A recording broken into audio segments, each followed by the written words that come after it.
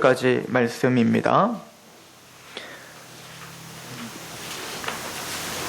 창세기 28장 22절에서 33절까지 말씀입니다.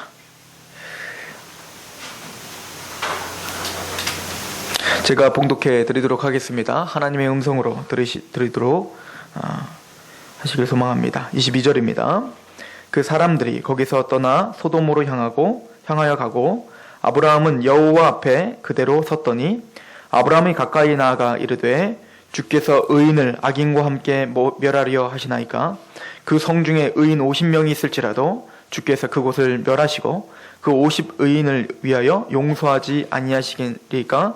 주께서 이같이 하사 의인을 악인과 함께 죽이심은 부당하오며 의인과 악인을 같이 하심도 부당하니이다. 세상을 심판하시는 이가 정의를 행하실 것이 아니니까? 여호와께서 이르시되 내가 만일 소돔 성읍 가운데에서 의인 50명을 찾으면 그들을 위하여 온 지역을 용서하리라.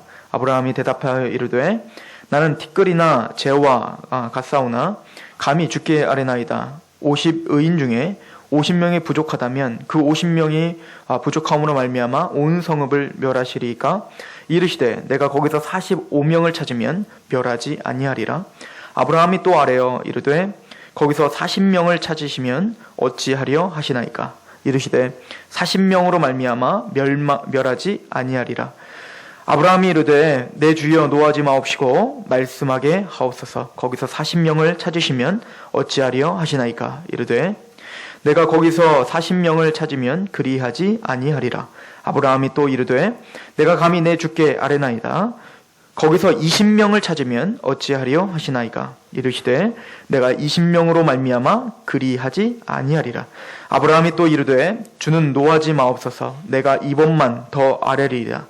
거기서 10명을 찾으면 어찌하리요 하시나이까? 이르시되 내가 10명으로 말미암아 멸하지 아니하리라. 여호와께서 아브라함과 말씀을 마치시고 가시니 아브라함도 자기 곳으로 돌아갔더라. 아멘. 잠깐 기도하겠습니다.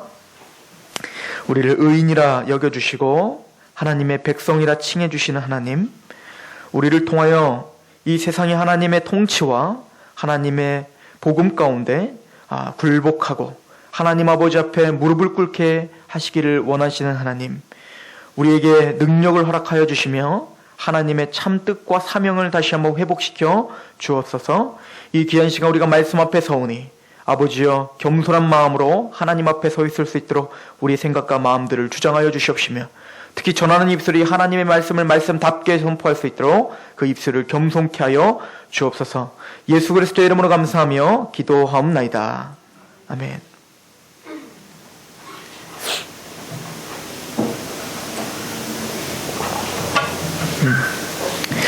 얼마 전에 SBS에서 의미 있는 다큐멘터리 하나를 했습니다. 그래서 그 4부작으로 아마 제작이 됐는데 아마 3부까지 한 것 같아요. 그래서 저는 이제 찾아서 1, 2부를 봤는데 최후의 제국이라고 하는 다큐멘터리고요. 2부는 슬픈 제국의 추장 편입니다. 이 내용은 이 PD가 이 다큐멘터리를 특집으로 아마 준비를 하면서 우리가 자본주의 안에 풍요로운 삶을 살고 있으면서 마땅히 추구해야 될 가치들, 돈이 전부가 아니라는 거 우리는 다 알고 있고, 또 우리가 누리고 있는 이런 혜택들이 전부가 아니라는 것을 우리는 알고 있어요. 이것이 우리를 행복하게 해줄 수 없다는 것을 우리는 다 알고 있고 그렇게 배워요. 학교에서도 배웁니다. 도덕 시간에. 그러나 실제적인 삶 속에서는 그 가치를 잃어버리고 살고 있는 현실을, 이 자본주의를 비판하고 대안을 제시하고 싶었던 것 같아요. 자본주의의 상징인 미국에 대해서 이야기를 하면서 지금 미국이 최고의 강대국이고 가장 부자인 나라이면서도 불구하고 중산층이 급속도로 무너지고 있는 나라 중에 한 나라고, 아이 중에 5명 중에 1명이 먹을 것이 없다라는 것이 통계라는 거야. 이건 말도 안 되는 통계 아닙니까? 가장 부자인 나라인데 5명 중에 1명이 밥을 굶는다는 거예요. 아이들 중에.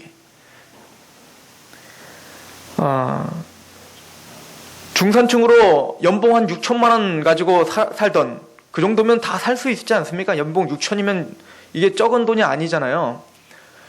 그런데 그 돈을 갖고 살다가 어떤 집을 하나 샀는데 그 집이 갑자기 이자가 올라가면서 그 대출을 받은 돈이 이자가 올라가면서 중산층에서 완전히 망해버린 겁니다. 뭐 그런 사람들. 또 중산층으로 잘 살고 있다가 암에 걸려서 직장을 나갈 수 없게 됨으로 말미암아 라스베가스 그 지하에 하수구로 들어가서 살 수밖에 없게 된 사람들. 또 아침을 코코아로 연맹하듯 때우며 그리고 홍수가 나면 빨리 짐을 싸들고 도망가야 될 그런 사람들이 미국에 굉장히 많은 수가 그렇게 살고 있다는 겁니다. 또 직장을 찾지 못해서 집도 잃고 모든 걸 잃어서 차에서 생활하면서 사는 사람들이 그렇게 많다는 겁니다. 그리고 고물차는 언제 멈출 줄을 모를 정도로 그렇게 두렵게 살아가고 있고, 내 식구는 어린 갓난아이를 데리고 이 아이를 목욕을 시켰는데 목욕을 시킬 수가 없어서 화장실에서 그냥 비누칠도 못하고 그냥 항상 그렇게 세수를 시키고, 그리고는 기저귀를 할 때도 그 자기 엄마 옷을 쫙 펼쳐가지고 거기다 뉘어서 기저귀를 갈게 하는 그런 모습들. 이것은 단순히 그 사람의 문제가 아니라 지금 미국 전체 사회에 많은 중산층이 그렇게 몰락하고 있다는 것을 충격적으로 보고하고 있는 것입니다. 그리고는 행복이 없는, 가진 것은 많이 있는데 행복감이 없는 그 사람들. 그렇다면 그 대안이 뭡니까? 자본주의의 대안이 뭡니까? 공산주의입니까? 아니죠. 거기는 삶의 질도 다 떨어뜨리고 모든 부는 1%에게 다 집중되고, 자본주의의 특징은 삶의 질은 올라갔다고 하지만 자본주의 또한 99%의 사람들보다 1%의 사람이 가지고 있는 부가 더 막강하다는 것. 돈 있는 사람은 돈을 더 벌게 되는 시스템. 그리고 돈이 없는 사람들은 끊임없이 대대로 그 가난을 물려줄 수밖에 없는 이 시스템. 그래서 현실적인 어떤 삶, 스마트폰은 다 들고 다니고 차는 다 끌고 다니지만 상대적인 박탈감으로 자살률은 높아지고 끊임없이 그 행복감을 갖지 못하는 그 현실에 대해서 비판하는 것입니다. 그렇다면 그 대안이 무엇인가라고 대안을 찾더라고요. 그 대안을 파푸아 뉴기니의 그 한 부족을 찾아간 겁니다. 그 부족에 갔더니 그 부족은 가진 것은 많이 없지만 굶어 죽는 아이가 한 명도 없고 서로 도와주는 시스템인 겁니다. 우리가 꼭 옛날에 농사를 지으면 서로 이 농사 같이 져주고 저 농사 같이 져주고, 집 질 때 또 혼자 짓는 게 아니라 가서 이 집 같이 져주고 저 집 같이 져주고, 어차피 집은 다 초가집이니까 똑같으니까 뭐 부러울 것도 없이 그냥 서로 도와줬던 그런 품앗이 제도가 있었던 것처럼, 지금 내 소유가 그렇게 많지가 않으니까 서로 도와주고 그것이 어떤 문화가 형성되고, 그 아이들은 그냥 뛰어놀고 행복하고 그렇게 같이 사냥하고 같이 밥을 먹고 그런 삶을 삽니다. 그리고는 그렇게 행복을 유지할 수 있는 이유에 대해서 그 300명의 부족의 행복을 통치하고 이렇게 할 수 있는 이유는 바로 빅맨이라고 하는 추장입니다. 그 빅맨이라고 하는 칭함을 받은 지도자의 역할이 그만큼 크다는 것을 말해주는 겁니다. 그래서 한 부족에 한 300명이 있으면 빅맨이 한 2-3명 정도 있대요. 그 사람은 그 토지를 다 소유하고 있는 사람인 거예요. 그리고 부를 소유하고 있는 사람이에요. 그렇겠죠. 그런 부족들 간에도 가진 사람 없는 사람이 좀 나눠질 거 아닙니까? 그런데 없는 사람도 즐겁고 가진 사람도 즐거운 세상이 바로 그 파푸아 뉴기니의 한 부족이라는 겁니다. 알고 봤더니 그 빅맨이라는 사람은 철두철미하게 그런 문화가 있는 겁니다. 내 부족 중에 누가 굶어 죽는 것을 가장 수치로 여기고 사는 겁니다. 그래서 나의 것을 희생하면서까지도 그 사람을 먹여주려고 하는 것. 이것이 바로 빅맨의 정신이라는 거예요. 그리고는 그 사람들에게 가진 것을 많이 있다고 부러워하거나 그를 비아냥거리잖아요. 우리 부자면 먼저 어떻게 봐요? 부자구먼. 이렇게 하고 뭔가 부정적으로 생각을 하잖아요. 근데 그 빅맨은 모두가 마음으로 존경하고 마음으로 그를 섬겨요. 그 이유는 그 부를 그들에게 공평하게, 자기는 갖고 있지만 소유를 지금 부정하는 게 아니에요. 자기는 소유를 갖고 있지만 그 소유 중에 그 많은 부분들을 공평하게 나눠주고 그들을 배불리 먹게 하는 즉 부모의 역할을 빅맨이 다 하는 겁니다. 그래서 이 방송에서는 그 얘기를 하는 겁니다. 이 시대에 필요한 건 빅맨이다. 뭐 이런 거겠죠.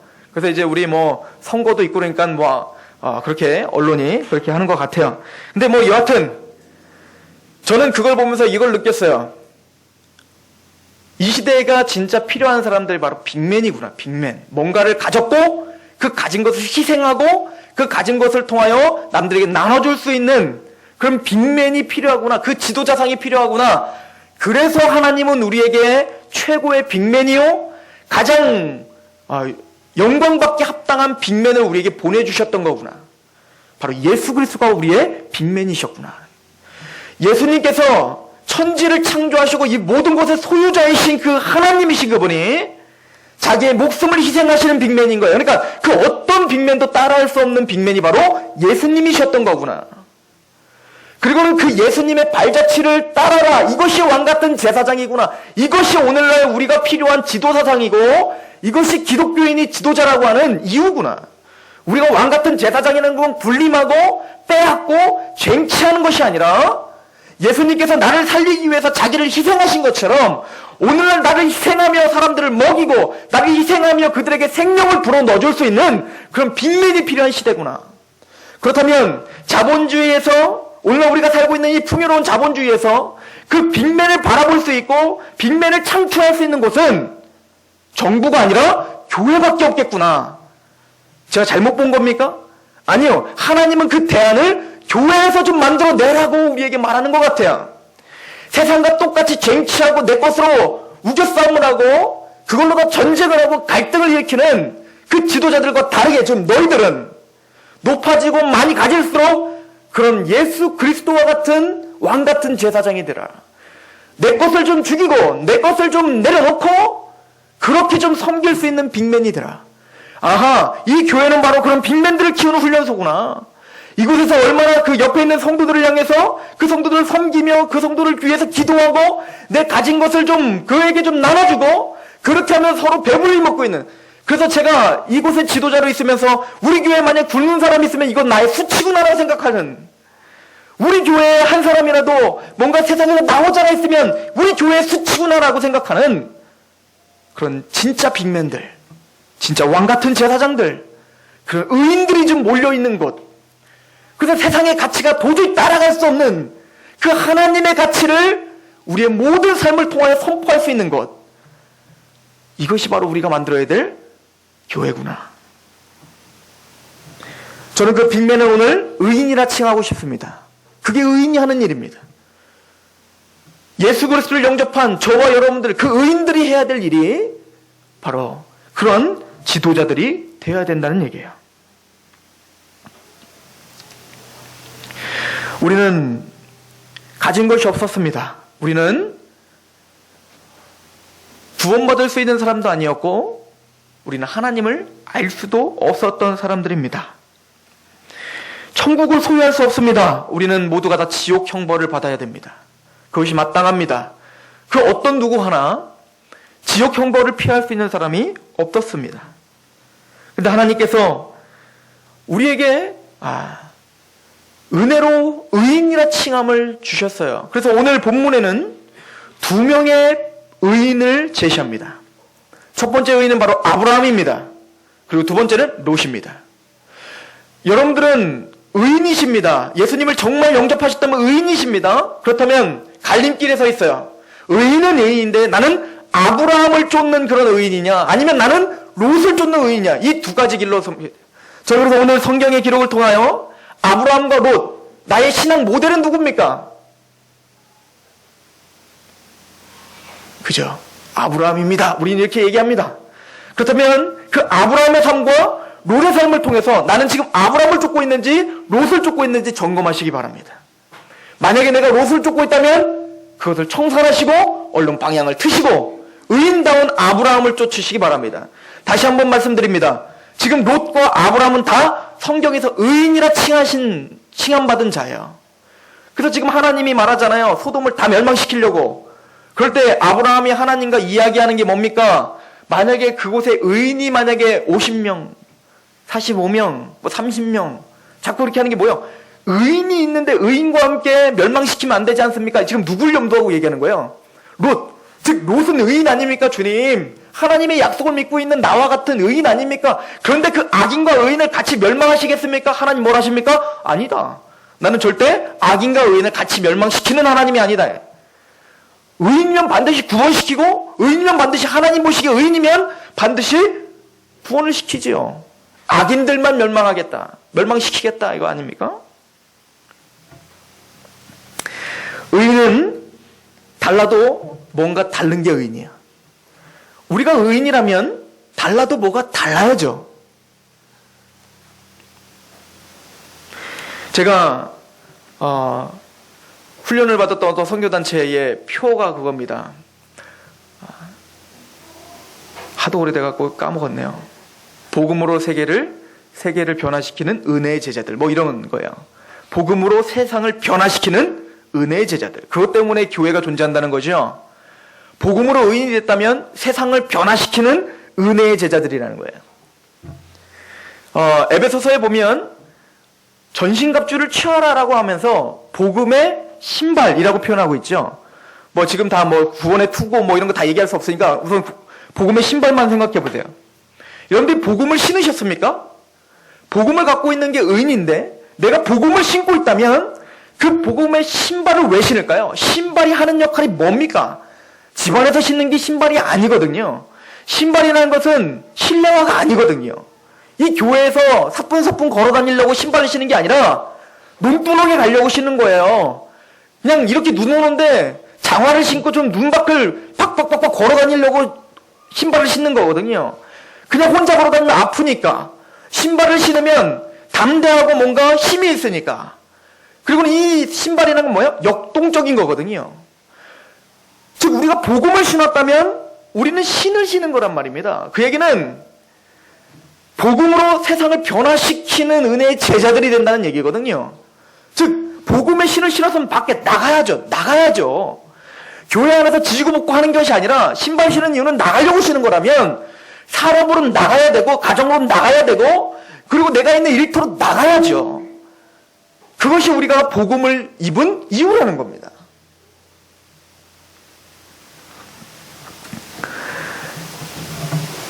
즉 의인들의 첫 번째 특징은 역동적인 삶이 있다는 거예요. 자신의 삶을 역동적으로 하나님의 뜻에 맞추어 뭔가 신고 나가는 삶이 있는 겁니다. 이것이 의인의 특징입니다. 또한 의인들의 특징은 하나님의 비밀을 아는 자예요. 오늘 보세요. 아브라함 보십시오. 의인이기 때문에 하나님이 어떻게 하십니까? 하나님의 비밀을 서로 나누잖아요. 그 비밀 때문에 이 아브라함은 담대함이 있는 겁니다. 그러니까 하나님과 교제한다는 그 자부심이 대단하겠죠. 지금 한 나라를 멸망시키려고 하는데 그걸 누구랑 상의하고 계세요? 피조물인 아브라함과 상의를 하고 있는 겁니다.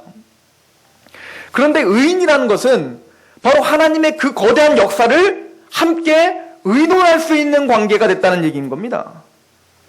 즉 우리가 단순히 서산 땅에서 이렇게 살고 있지만 이 땅에서 지지고 볶고 이렇게 살고 있는 것 같고 세상 사람과 전혀 다른 것 없이 사는 것 같지만 의인에는 뭡니까? 의인은 이 전 세계가 어떻게 운영이 되고 있고 어디로 가고 있으며 이 역사가 마침내 어떻게 될 줄을 미리 알고 있는 사람들인 거죠.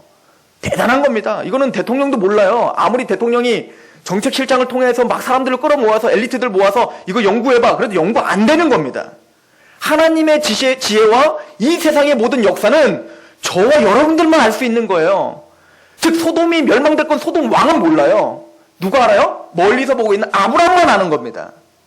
마찬가지로 이 세상의 역사를 하나님이 나와 함께 지금 상의하고 있다라고 하는 확신을 갖고 있는 겁니다.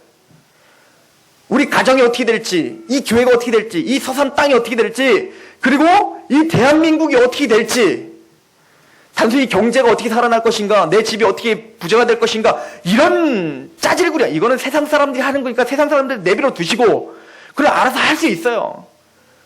경영학 박사들이 하게 냅두시고, 그런 짜잘한 거 갖고 얘기하는 게 아니라, 이 땅이 어떻게 멸망하게 될지, 그리고 그 멸망 이후에는 어떤 나라가 펼쳐질지, 그리고 그곳에서 누가 하나님의 인정을 받을지에 대해서 이미 우리와 상의를 하시고 계신다고요. 우리가 그걸 깨달은 자가 됐다고요. 이게 복음을 가진 자의 특권이에요.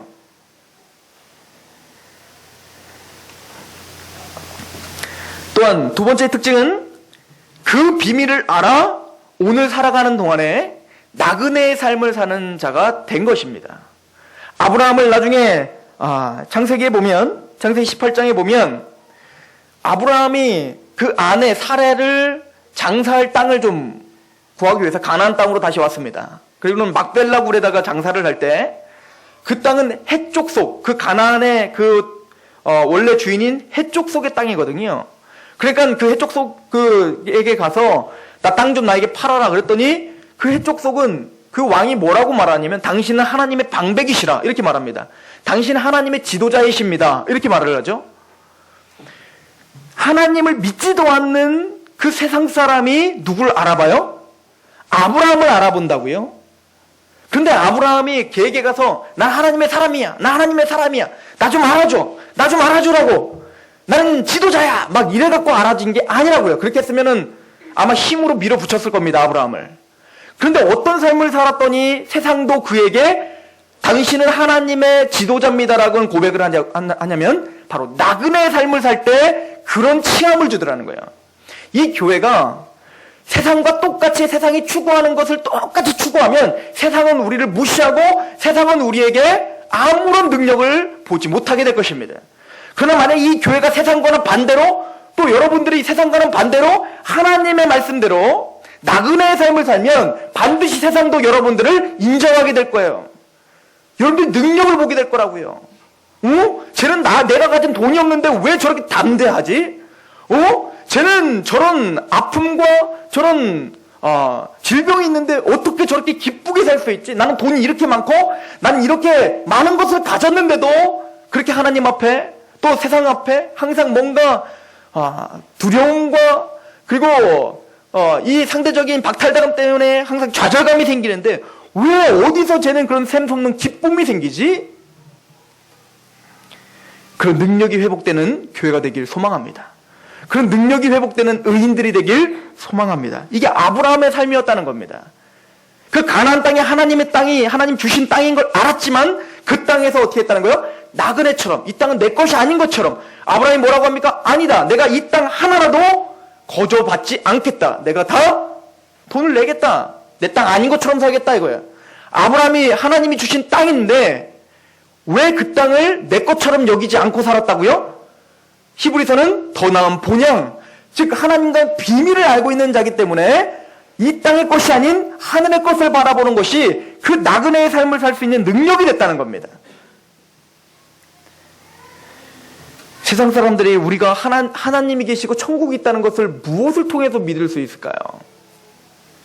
세상 사람들 우리에게 이렇게 비아냥거리지 않겠습니까? 야, 천국이 있다며 뭐 이 땅에서 뭐 이렇게 주렁주렁 다 매달고 그렇게 뭐 내 것까지 뺏어가려고 그렇게 사냐? 천국이 있다며. 그 비아냥거림이 아닌 존경으로 바뀌게 되기를 소망합니다. 그들이 갖고 있지 못한 그 행복과 기쁨을 소유하는 의인이 되시길 소망합니다. 또한 의인의 특징은 예배자였다는 거예요. 아브라함의 삶을 보면 가는 곳마다 제단을 쌓습니다. 그 얘기는 결론적으로 얘기해서 자기가 걷는 한 발자국 한 발자국이 다 하나님 앞에 감사요 은혜라고 고백할 수밖에 없는 심령이 됐다는 것입니다.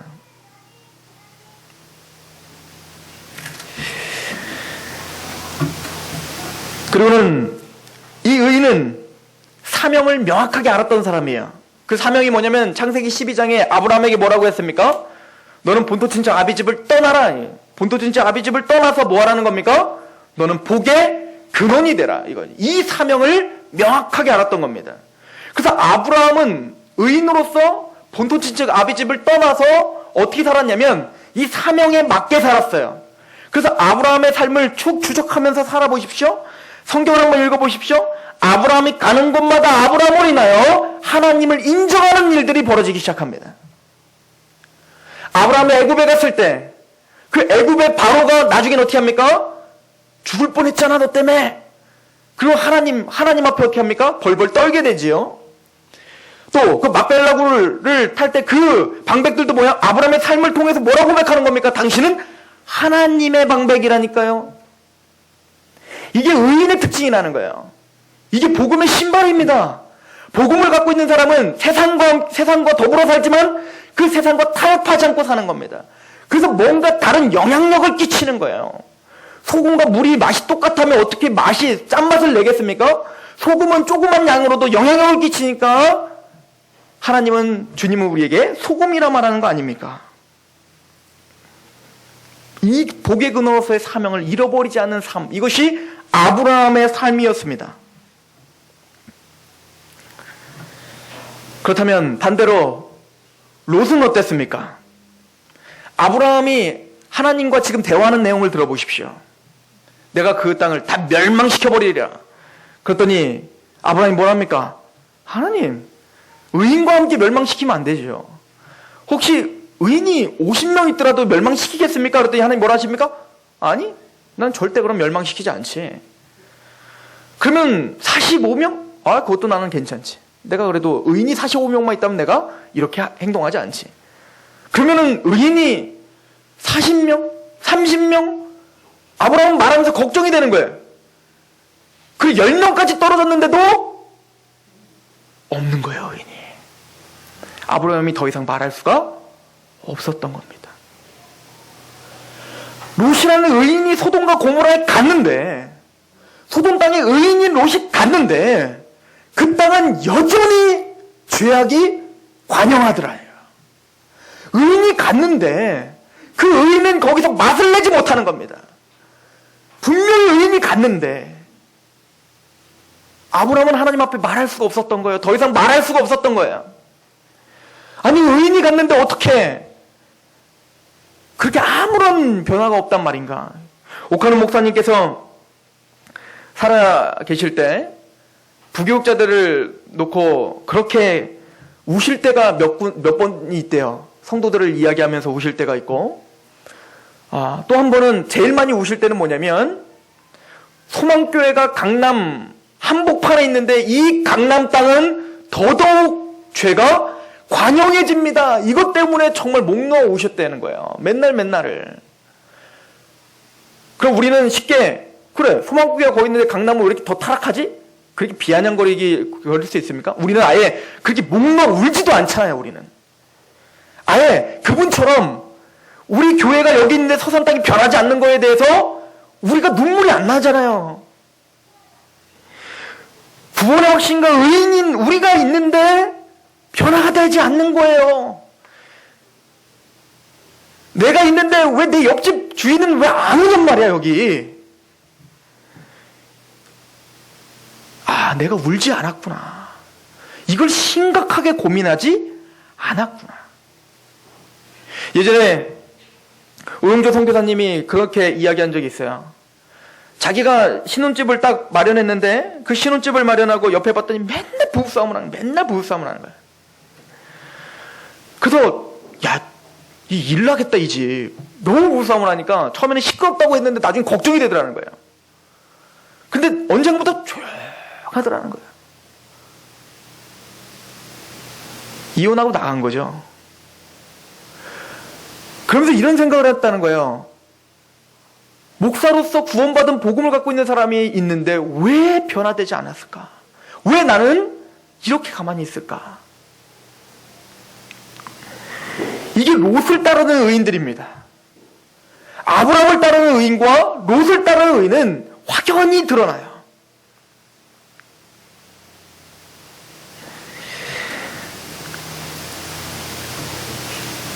그리고는 하나님 예수님께서 우리에게 의인을 만드시기 위해서 걸어간 그 길을 우리는 따르려고 하지 않습니다. 예수님이 우리를 의인으로 만드시기 위해서 취하셨던 방법은 뭐죠? 섬김이었고 희생이었죠. 자본주의 가치관은 뭡니까? 이 사람의 지갑에 있는 돈을 빼내야 내가 행복한 거거든요. 잘 생각해 보세요. 우리가 언제 행복합니까? 제일 행복할 때가 언제요? 솔직하게 얘기해 보세요. 전도할 때 이러지 마시고 솔직하게 언제 행복해요? 누가 제 통장에 돈을 쫙 싸주면 행복하잖아요. 그런데 그 모든 것들이 모든 원리 어떤 원리죠? 남의 지갑에서 돈을 끄집어내야 돼. 이게 지금 잘못됐다는 거 아니에요. 그만큼 우리는 병든 사회에 사는 거예요. 그렇게 살려면 그렇게 해야 돼요. 뼈 빠지게 일해서 남의 직업에 좀 돈을 열어서 내 것으로 해야 내가 먹고 살 수 있으니까요. 그렇지 않으면 나는 행복하지 못하니까요. 그게 죄가 아니라 맞다니까요. 그런데 그 시스템 자체가 하나님의 원리는 아니라는 거죠. 반대로 예수님은 나를 살리기 위해서 자기를 죽이셨다는 겁니다.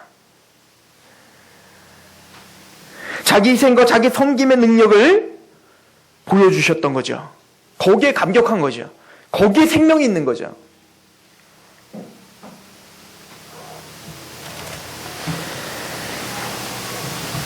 저는 저에게 이런 선한 영향력이 좀 회복됐으면 좋겠습니다 라는 고백이 나오기 시작했습니다. 하나님, 제가 목사로서 목사에 맞는 영향력이 좀 있었으면 좋겠어요. 전 지금까지 사실은 정신없이 살았거든요. 어떤 정신없이 살았냐면 생각을 깊이 하지 않고 살았던 것 같아요. 저는 군대에서 복음을 듣고 복음을 갖고 군대에서 막 복음을 전하면서 사람들이 구원받는 걸 봤어요. 와, 복음은 진짜 능력 있네? 나만 변화시키는 게 아니네? 변화될 것 같지 않은 사람들도 복음 가운데 깨지네? 그 재미가 있는 겁니다. 너무 재밌는 거예요. 그래서 제가 진천을 갔어요. 그 총구석 진천 갔더니 거기서 제가 막 그 감격을 그냥 그대로 얘기했더니 거기서 제 사람들이 붙어요. 변화되는 사람이 생겨요. 지금까지 저의 동역자들이 거기서 생겼어요. 제가 대전을 갔어요. 대전을 갔더니 또 그런 사람들이 뭐예요? 그 사람들이 변화돼요. 또 거기서 또 저와 함께 동역할 수 있는 사람들이 생겼어요. 서울을 갔어요. 갔더니 거기서 또 뭐예요? 재밌는 거예요. 야, 이대로 나 미국 가도 되겠다. 미국 가면 거기서 만날 수 있는 사람들 또 생길 거 아니야. 영어가 안 돼요? 한인 있잖아. 한인들한테 하면 되지 뭐 까짓 거. 그리고는 야, 내가 참 영향력 있게 산다 이렇게 생각하며 성경 공부할 때 저는 쉽게 그렇게 얘기했어요. 야, 이렇게 영향력 있게 살아야 됩니다. 이것이 왕같은 제사장입니다. 그렇게 사는 것을 주님은 원하십니다. 또 맞습니다. 그렇게 사는 겁니다. 그런데요, 하나님의 은혜가 있어서 그렇게 내가 했던 것이지 내 안에 변화는 하나도 없던 겁니다. 진짜 하나님이 나에게 원하는 변화라는 건 단순히 내가 누구 전도했더니 1명, 2명, 3명 왔다. 이것이 지금 하나님이 나에게 원하는 게 아니에요. 하나님이 까짓 거 뭐 우리 교회 채워주는 거 원하신다면 돌들로도 복음 전해갖고 알아서 뭐 걷다가 돌에 팍 넘어 들어가고 딱 까져가지고 딱 봤더니 서상록교회가 있네? 들어가 볼까? 갑자기 하나님 들어가 딱 들어갔더니 말씀을 전했는데 갑자기 눈물이 나면서 그런 역사 일어날 수 있을까요? 없을까요? 있어요. 하나님이 까짓 거 그렇게 못하시겠습니까? 짜장면 먹다 갑자기 얹혀고 그런데 갑자기 딱 봤더니 서상록교회에 있어서 왠지 가고 싶어. 그래갖고 와서 짜장면 딱 구원받는 사람이 있을 수 있을까 없을까요? 있겠죠. 하나님이 못하시겠습니까? 근데 왜 하나님은 여러분들 통해서 그런 주렁주렁 열매를 맺으시려고 하는 게 아닐까요? 하나님이 진짜 원하시는 게 뭘까요? 영향력이에요. 어떤 영향력이냐면 단순히 하나님은 자본주의처럼 셈을 세는 게 아니라고요. 너 10명, 너 20명, 너 100명 이거 원하시는 게 아니고요. 너의 모든 생각과 그 삶과 그 삶의 태도가 그래, 의인으로서 그래, 너는 어떤 삶의 태도로 변화됐니 이거죠. 세상과 그래 얼마나 다르니 이거죠. 아브라함에게 사람들이 붙었던 이유는 아브라함이 띠누르고 다니면서 여호와는 날 불렀습니다. 여호와 믿으십시오. 이렇게 전도한 게 아니고요. 아브라함은 어떻게 했습니까? 그 삶에서 그냥 하나님 앞에 제단을 쌓고 그 삶에서 삶을 변화시키고 그 삶에서 가치관을 다시 한번 재정립했다고요. 그 삶 전체에서 뭡니까? 하나님을 경외함, 하나님을 예배함, 그것이 그냥 풍겨져 나온 거예요. 전도는 말로 전도해라 되는 것이 아니라 전도는 변화가 있어야 되는 겁니다. 그래야 눈을 보는 전도지가 되죠. 이걸 뭐라고 해요? 그리스도의 편지라고 하잖아요. 근데 제가 회개한 게 그겁니다. 왜 나는 말은 잘하는데 왜 나는 그대로지? 구원의 감격이 있을 때나 있기 전이나 왜 나는 그렇게 변화됨이 없지?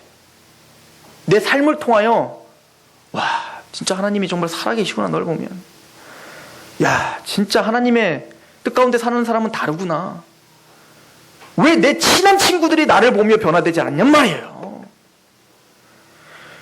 저랑 안 친한 사람들은 변화돼갖고 제 동역자가 되는데 왜 나랑 진짜 친한 사람들이 이렇게 변화가 안 되냔 말이에요. 제 친구들이, 제 과거를 다 알고 있는 애들이.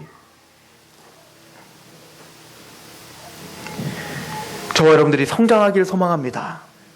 아브라함같이 아예 그 삶이 뒤집어지길 소망해요.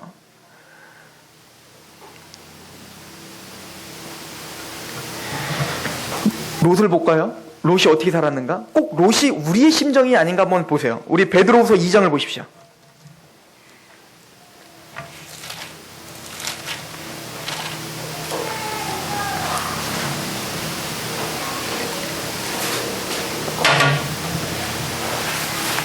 베드로후서 2장 8절부터 한번 보실래요? 베드로후서 2장 8절 같이 봉독합니다. 시작. 이는 이 의인이 그들 중에 거하여 날마다 저 불법한 행실을 보고 들음으로 그 의로운 심령이 상함이라. 주께서 경건한 자는 시험에서 건지실 줄 아시고 불의한 자는 형벌 아래에 두어 심판날까지 지키시며. 이 이야기는 롯이 소돔의 땅에 그 불법한 나라에 있을 때 그 불법한 어떤 가치관이 자꾸 부딪히는 겁니다. 그래서 마음이 어떻게 됐대요? 심령이 상한 거예요. 저는 여기까지 우리 성도들 잘한다고 생각해요. 왜냐면 세상 사람들이랑 이야기하면 말이 안 통한다는 거예요. 막 답답하대요. 정말 가치관이 너무 틀리다는 거죠. 맞아요. 의인이시라 그래요. 하늘의 것을 바라봤기 때문에 그렇습니다. 그런데 롯은 거기에 머무른 거예요. 상한 심령으로 하나님 앞에 힘들어 죽겠어요. 이걸로 머무르고 있는 거예요. 그거를 이겨내고 복음의 신발을 신고 당당히 싸워 이겨내서 영향력을 끼치는 아브라함처럼 되지는 않은 거예요. 그냥 거기서 머무는 거예요. 힘들어 죽겠어. 주여 나를 좀 도와주소서. 그런데 그 다음 단계를 가지 못하는 거예요. 그 다음 단계를 가지 못해요. 세상과 다름은 알아요. 세상과 나는 달라. 쟤네들은 진짜 저러면 안 되지. 복음도 모르고. 그래서 막 상해요. 막 심령이 상해요. 그런데 그 이상이 아니에요. 이것은 롯을 따르는 의인이라니까요. 아브라함은 달랐어요. 하나님과 비밀을 나누며 끊임없이 나가서 그 땅을 하나님의 통치로 변화시키더라. 근데 하나님이 우리를 부르신 목적은 롯이 아니라 아브라함과 같이 불렀다고. 그러니까 롯이 주인공이 아니라 지금 아브라함이 주인공이잖아요. 그래서 고민을 해봤어요. 내가 그럼 어떻게 그럼 세상과 싸워 승리하며 아브라함 같은 빅맨이 되지? 그렇게 좀 힘 있는 영향력을 끼치며 살 수 있지? 어떻게 하면 우리 청소년들이 그 세상적인 가치관에 똘똘 뭉친 그 학교 내에서 승리하며 살 수 있지? 그 삶의 비전을 더 힘있게 살 수 있지? 성경은 명확한 답을 알려줍니다. 우리가 힘이 없는 이유를 명확하게 알려주십니다. 그 이유는 성령 충만하지 못해서래요. 때가 악한데 그러므로 너희는 세월을 아끼라는 거죠. 그리고 뭐라고 그래야 합니까? 술 취하지 말라. 이건 뭐예요? 세상을 풍미하지 말고 세상에 타협하지 말고 뭐라는 겁니까? 성령 충만을 받아라. 성령 충만을 받을 때 우리는 빅맨이 돼요. 어떻게 해요? 성령의 9가지 열매가 드러나는 게 빅맨이에요. 이게 왕같은 제사장이에요. 예수님과 같은 성품이 드러나는 겁니다. 어떻게 해요? 사랑, 절제, 온유, 충성, 그 모든 그 성품이 드러나서 그것이 어떻게 되는 거예요? 빛을 발하는 겁니다. 그래서 내가 있는 그곳에서 세상과는 다른 나의 삶의 태도와 나의 삶의 어떤 그 가치관이 드러나는 거예요. 그 영향력이 우리를 통해서 발현하는 겁니다. 갈라디아서 5장을 보십시오.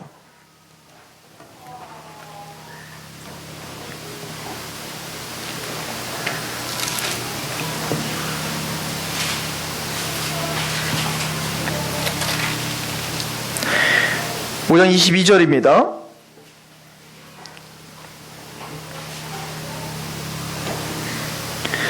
오직 성령의 열매는 사랑과 희락과 화평과 오래 참음과 자비와 양성과 충성과 온유와 절제니 이 같은 것을 금지할 법이 없느니라.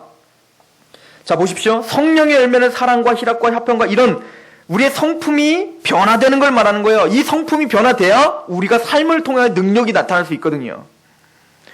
그런데 우리 16절을 보시면 5장 16절에 보시면 이것을 뭐와 뭐로 나누는 거냐면 이런 열매가 나타나냐 안 나타나냐는 이렇게 나눠져요. 16절에 내가 이르노니 너희는 성령을 따라 행하라. 그리하면 육체의 욕심을 이루지 아니하리라.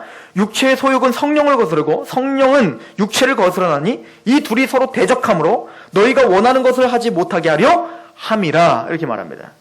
즉 이런 열매가 나타나는 게 성령의 사람이고 이런 열매가 나타나지 않는 사람들이 육체의 사람이라는 거예요. 그런데 구원받은 사람들, 의인들에게도 이런 열매가 나타나는 의인이 있고 이런 열매가 나타나지 않는 의인이 있다는 얘기죠. 그게 아브라함이더냐 아니면 롯이거냐. 그럼 나는 아브라함의 길을 따르고 있는 사람이냐 아니면 롯의 길을 따르고 있는 사람이냐 이거죠. 그럼 우리가 이렇게 질문해야 됩니다. 사랑하고 희락하고 화평을 갖고 오래 참고 자비하고 양선하고 충성하고 온유하고 절제하고 이것이 여러분들 안에서 가득 발현돼요. 마침내는 여러분들의 삶 전체를 보면서 구복하는 많은 사람들이 일어나길 소망합니다. 그런데 여러분들 이게 잘 돼요 안 돼요?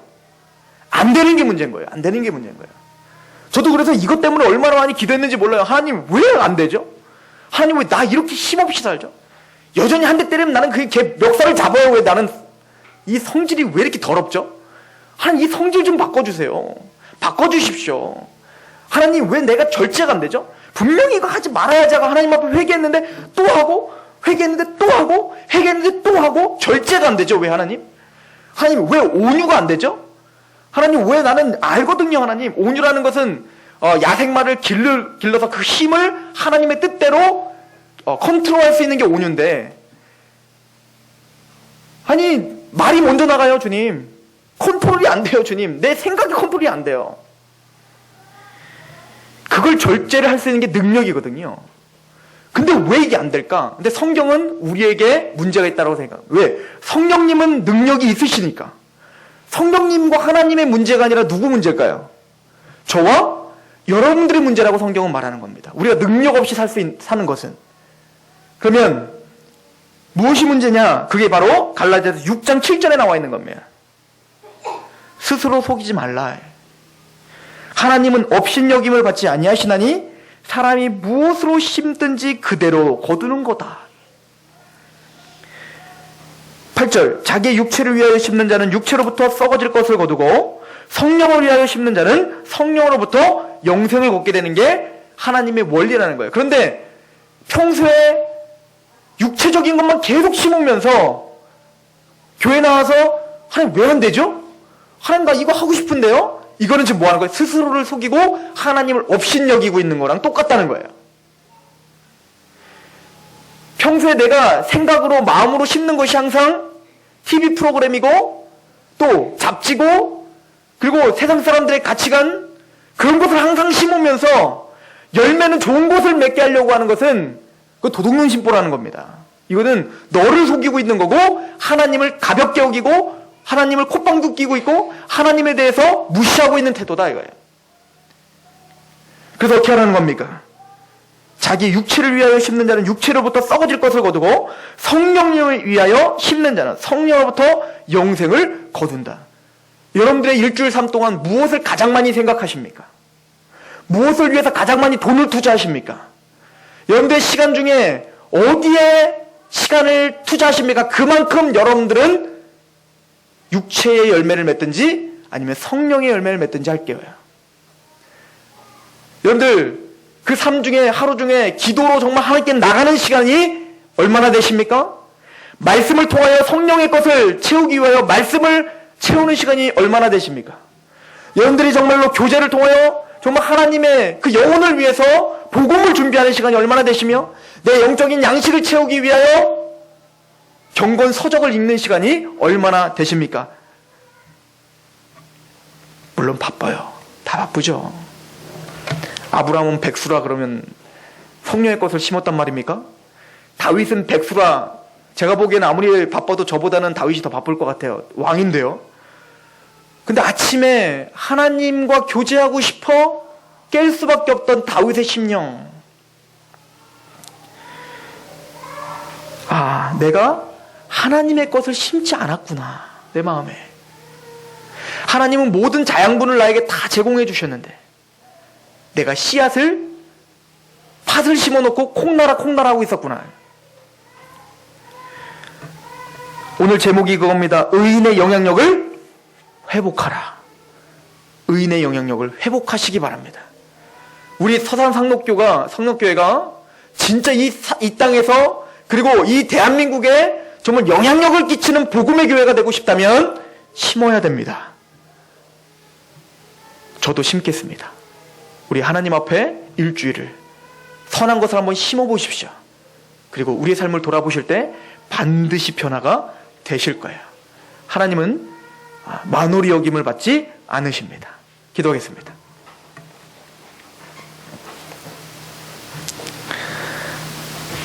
하나님, 아브라함이 가는 곳마다 제단이 쌓아지고 하나님의 통치가 회복되며 믿지 않는 불신자들조차 아브라함의 삶을 동경하고 경외할 수밖에 없었던 그 능력을 봅니다.